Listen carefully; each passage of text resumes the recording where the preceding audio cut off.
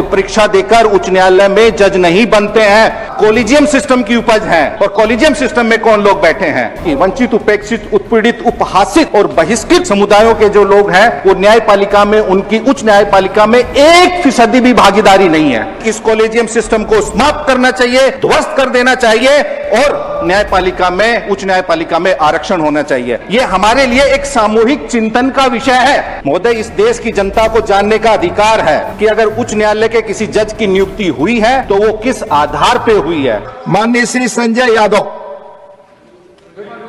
महोदय, सर, निसंदेह जो देश की हमारी आबादी बढ़ी है और जो केसों की भी संख्या बढ़ी है, उसके अनुरूप में जजों की संख्या हर स्तर पर बढ़नी चाहिए।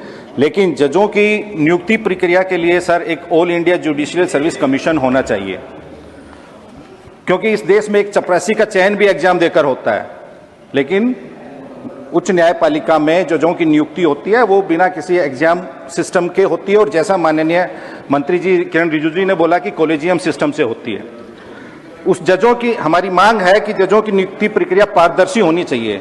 महोदय, इस देश की जनता को जानने का अधिकार है कि अगर उच्च न्यायालय के किसी जज की नियुक्ति हुई है तो वो किस आधार पे हुई है और उनकी नियुक्ति के जो कारण और आधार हैं वो स्पष्ट रूप से सार्वजनिक किए जाने चाहिए देश को, कि ताकि देश की जनता को भी पता चले कि अमुक जज की अगर नियुक्ति हुई है तो इन आधार पे हुई है। महोदय, और एक हमारी मांग है, जैसा कि सब कोई जानते हैं, इस देश की 85% आबादी SC, ST और OBC की है। ये तो ऑन रिकॉर्ड है कि हमारे देश में इन वर्गों की, वंचित, उपेक्षित, उत्पीड़ित, उपहासित और बहिष्कृत समुदायों के जो लोग हैं वो न्यायपालिका में, उनकी उच्च न्यायपालिका में 1% भी भागीदारी नहीं है, 1% भी। ये हमारे लिए एक सामूहिक चिंतन का विषय है अगर हम न्यायपालिका में सुधार और जजों की संख्या बढ़ाने पे भी बात कर रहे हैं तो महोदय, जिनका जुडिशरी में प्रभाव है वो किसी मेरिट के आधार पे नहीं, वो कुछ चुनिंदा विशेष श्रेष्ठता, जातीय प्रभुत्ता और भाई भतीजावाद के दम पर उनकी नियुक्ति होती है। क्योंकि मैं फिर दोहरा रहा हूं कि वो कोई परीक्षा देकर उच्च न्यायालय में जज नहीं बनते हैं। वो, जैसा कि माननीय मंत्री जी ने कहा, कॉलेजियम सिस्टम की उपज है। और कॉलेजियम सिस्टम में कौन लोग बैठे हैं उसमें हमारा, आपका भी कोई से नहीं है, इस पार्लियामेंट का भी से नहीं है। क्यों नहीं है, उस पर भी एक व्यापक विमर्श होना चाहिए। महोदय, इसलिए हमारी मांग है कि इस कॉलेजियम सिस्टम को समाप्त करना चाहिए, ध्वस्त कर देना चाहिए और न्यायपालिका में, उच्च न्यायपालिका में आरक्षण होना चाहिए।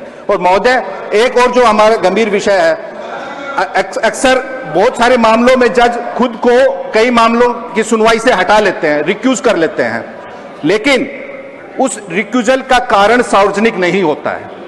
महोदय, अगर कोई माननीय जज किसी केस से स्वयं को हटाते हैं तो माननीय मंत्री जी, आपके माध्यम से ये हमारी मांग है, माननीय विधि मंत्री जी भी हैं, कि ये प्रावधान होना चाहिए कि अमुक जज ने अगर किसी मामले से, सुनवाई से स्वयं को हटाया है तो कौन कौन से कारण है वो सार्वजनिक होने चाहिए और देश की जनता को ये जानने का अधिकार है कि मैं इस केस से क्यों हटा हूं। और महोदय, जैसा कि हमने कहा, जितने भी अगर जजेस उच्च न्यायपालिका में आरक्षण नहीं होता है तो उसका भुगतभोगी वंचित, उपेक्षित और समुदाय भी होता है।